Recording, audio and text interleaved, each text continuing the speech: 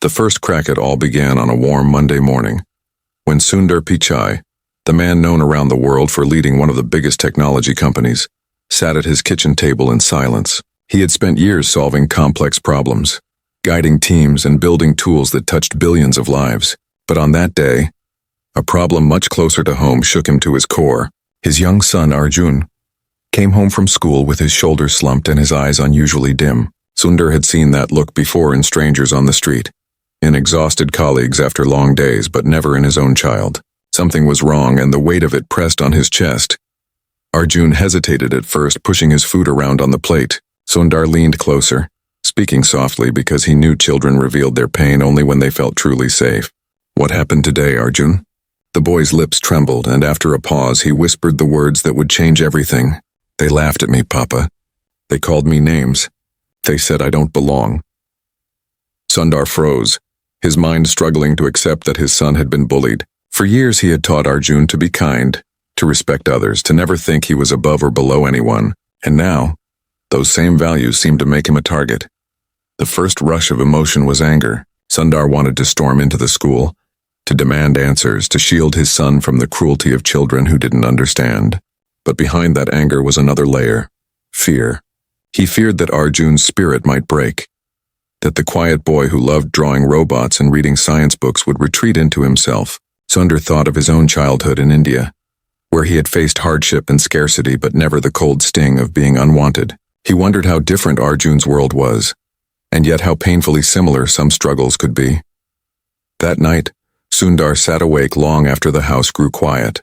He replayed his son's words again and again, each syllable stabbing at his heart. He had built systems that could predict human behavior, algorithms that mapped patterns across oceans of data, but here was a problem with no neat solution. How do you protect a child's soul from cruelty? How do you prepare them to face a world that can be unkind, without hardening them into someone bitter? He whispered to himself, "This is the most important project of my life." And in that moment, a seed of determination took root. The next morning, Sundar walked Arjun to school. He held his son's small hand, noticing how it trembled slightly, the way fear does not let go even after a night's rest. Sundar's heart broke again when he saw other children whispering, pointing, some snickering as Arjun lowered his head. Sundar bent down, his voice low but steady. "Look up, Arjun. The world will always have people who try to make you feel small, but your worth comes from inside, not from their words." Arjun nodded, but Sundar could see the uncertainty in his eyes. Words were not enough. Something more was needed. Later that day, Sundar met with the school principal. The man offered polite sympathy, saying they would look into it and take necessary steps. But Sundar could sense hesitation, the kind of hesitation that comes when problems are too uncomfortable to confront directly. He realized then that he could not rely only on institutions to protect his son. He had to act differently, not just as a father, but as someone who could influence the way children saw one another. And so he began to think of a plan, one that no one would expect from a man in his position. That evening, Sundar sat with his family at the dinner table. He shared stories from his own boyhood, of the times he felt invisible, of how he had learned to find strength not from others' approval, but from his own quiet persistence. He told Arjun, "Every insult is a test.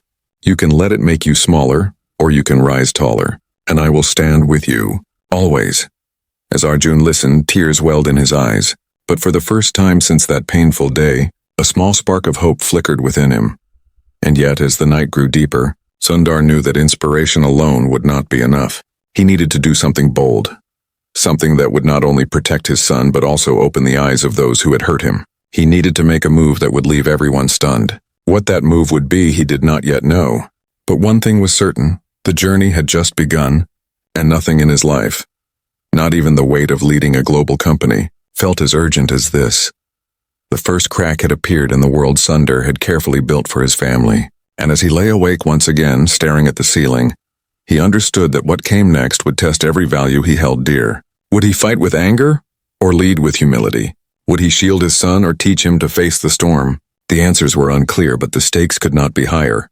The story of Sundar Pichai's son was about to unfold in a way that no one could have predicted.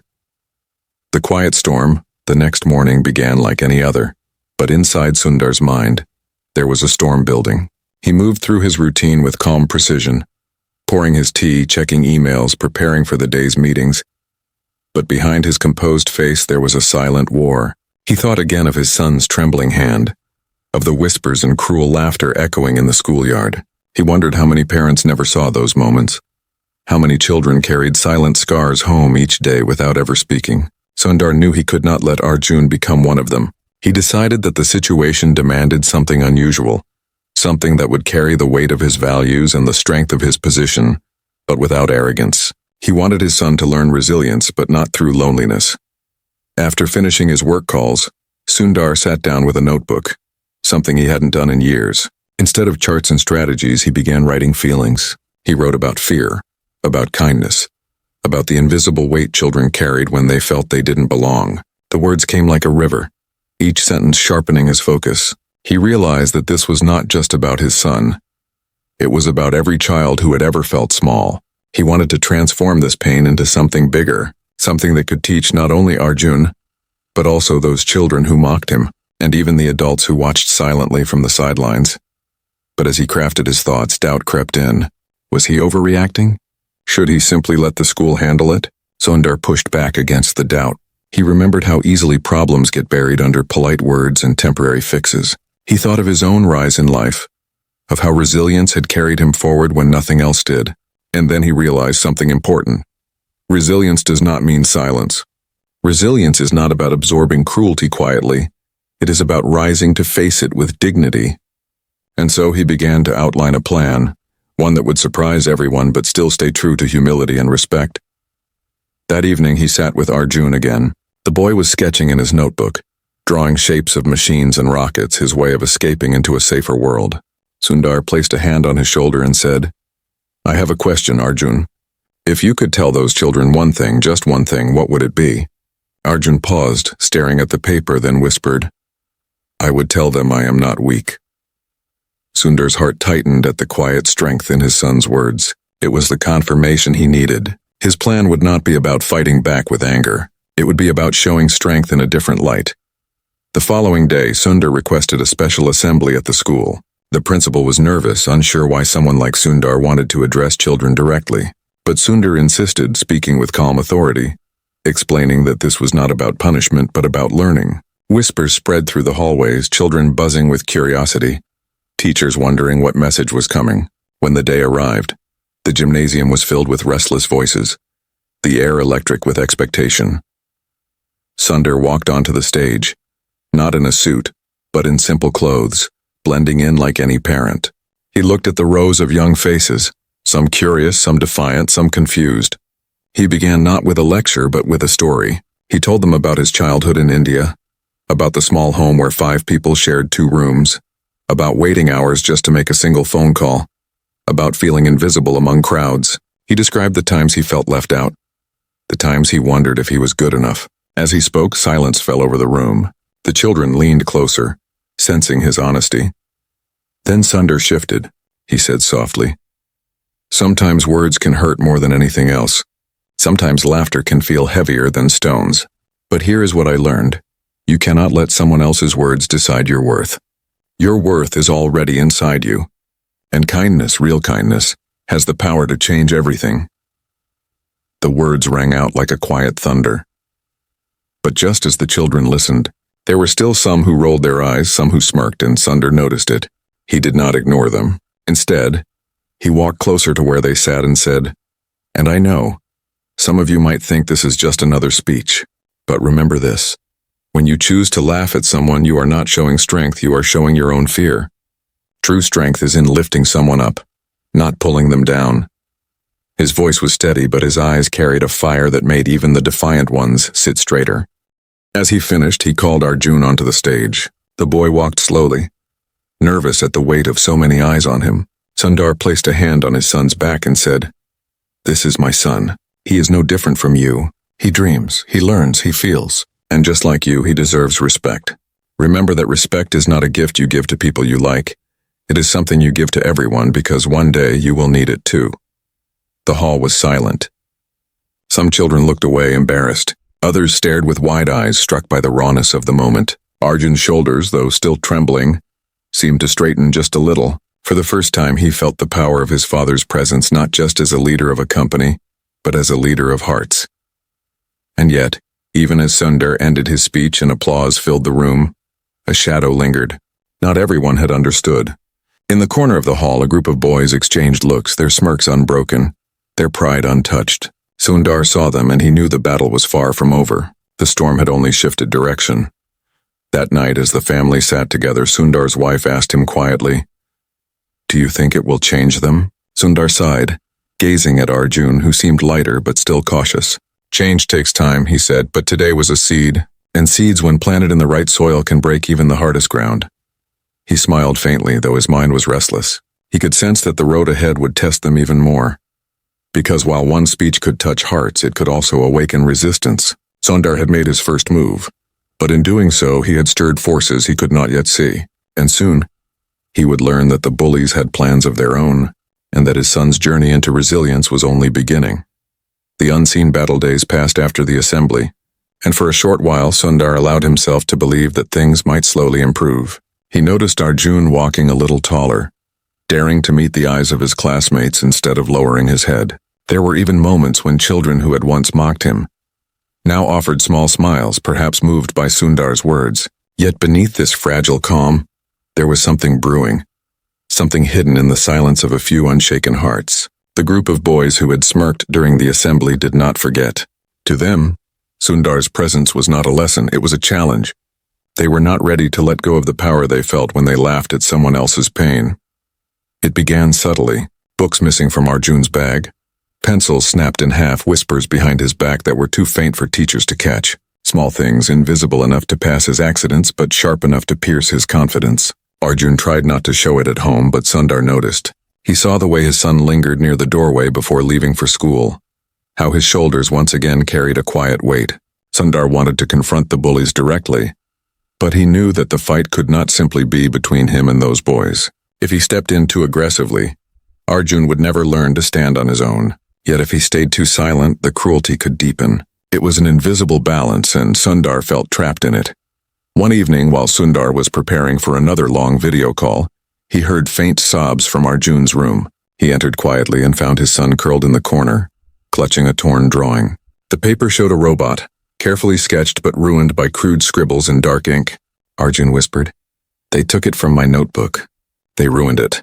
Sundar knelt beside him, his heart aching as he held the torn sheet.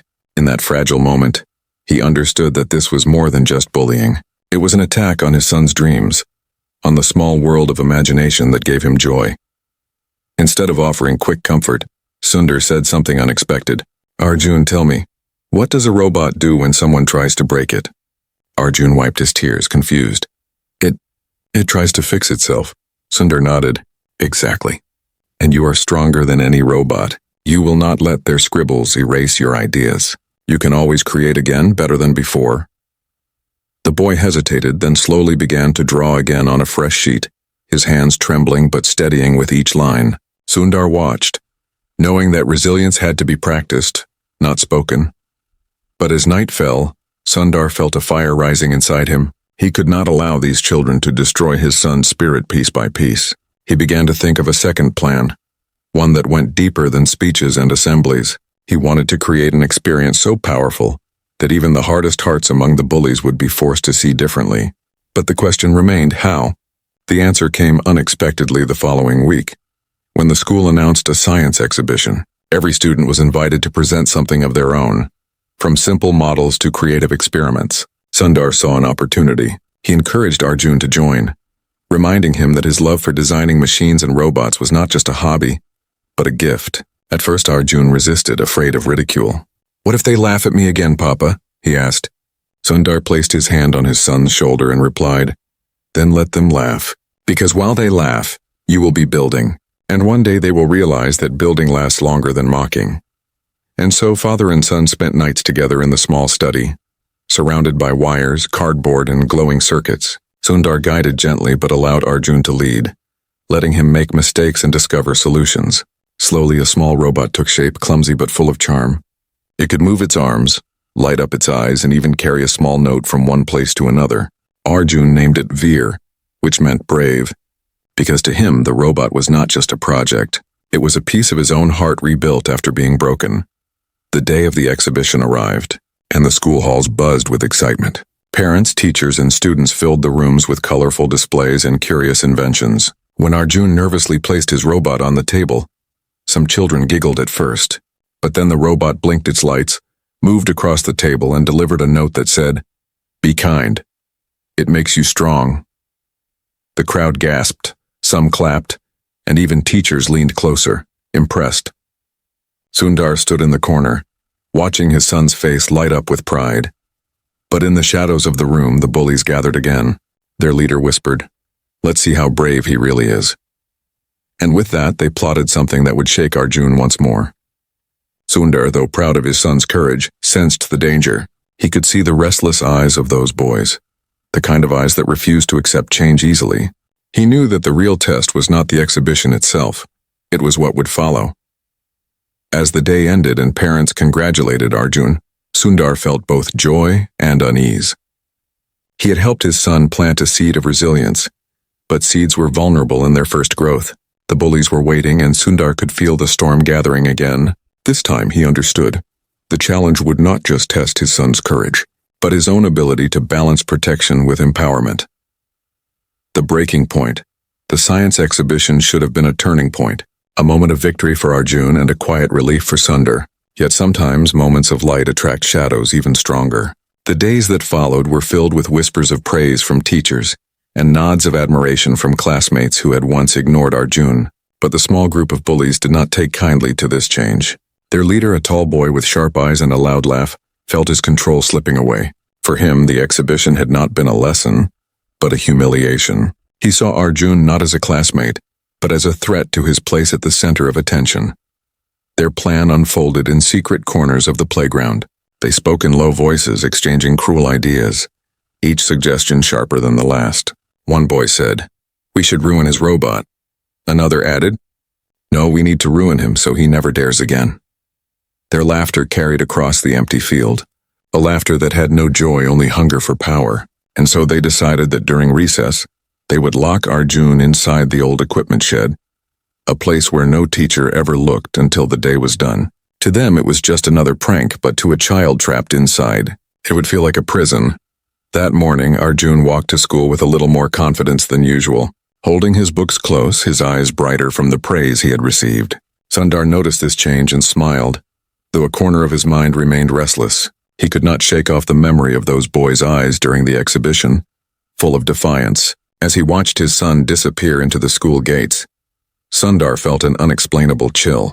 It was the kind of instinct only a parent could feel, the silent alarm that something unseen was waiting.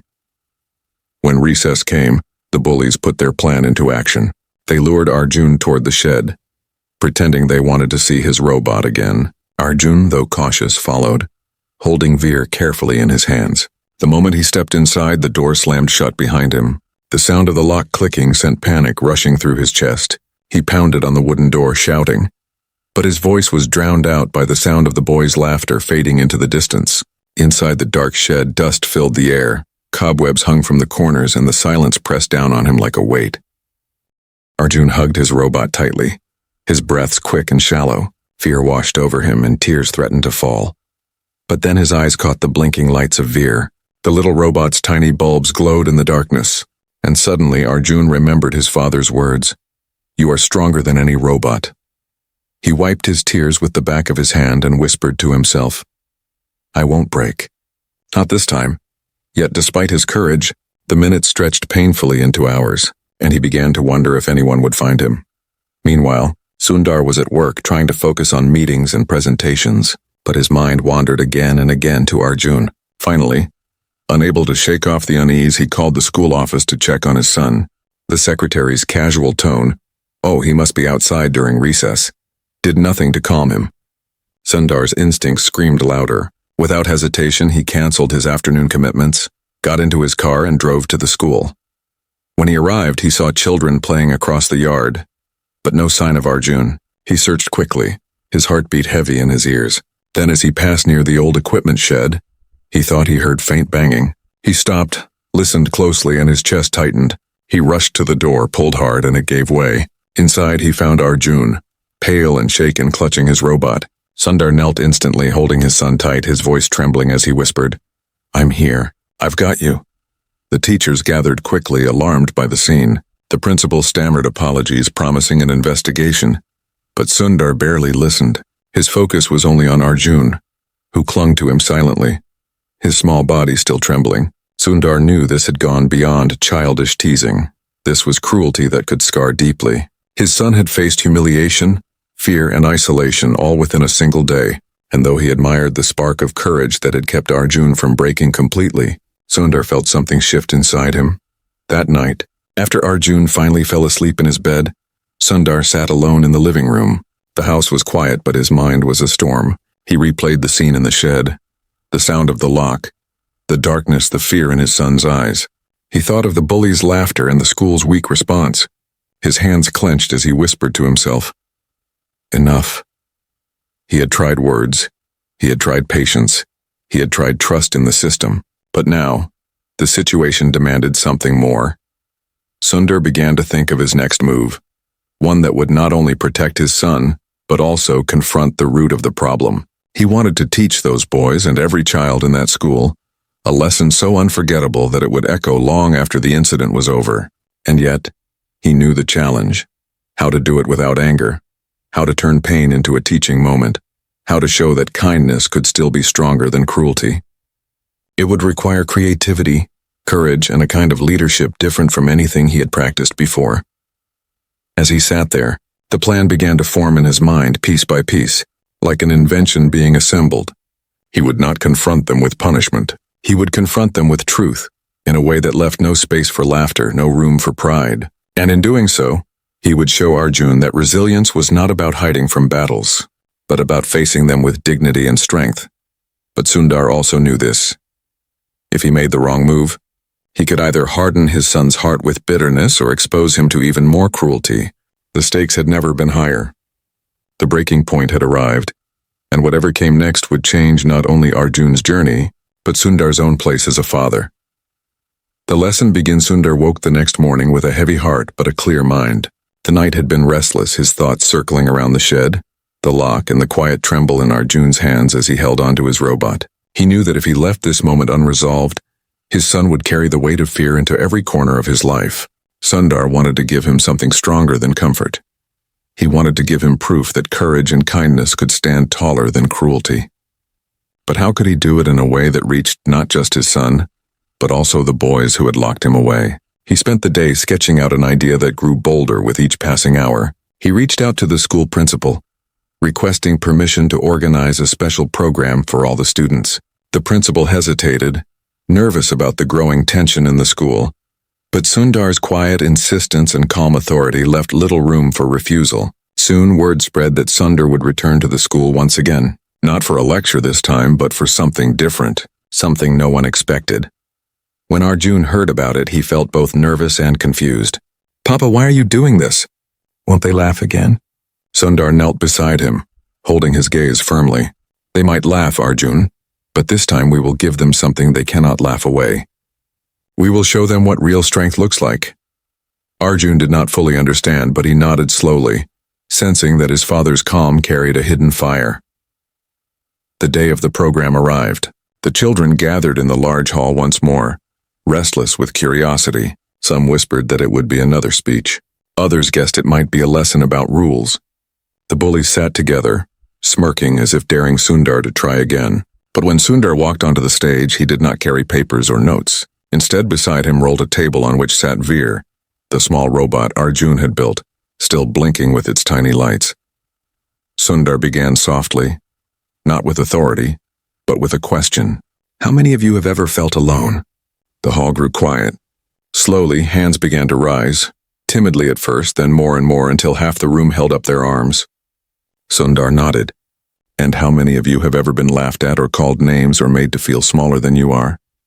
Again, hands rose. Even some of the bullies shifted uncomfortably. Sundar continued, his voice gentle but steady. "Then you already know what my son felt. And maybe you know what others around you feel every day." He then turned to the robot Veer and pressed a button. The robot blinked and began to move, carrying a small note across the table. The note read, "Be kind, it makes you strong." Sundar lifted it for everyone to see. This robot cannot feel fear or shame or loneliness, but all of you can. And that is not weakness.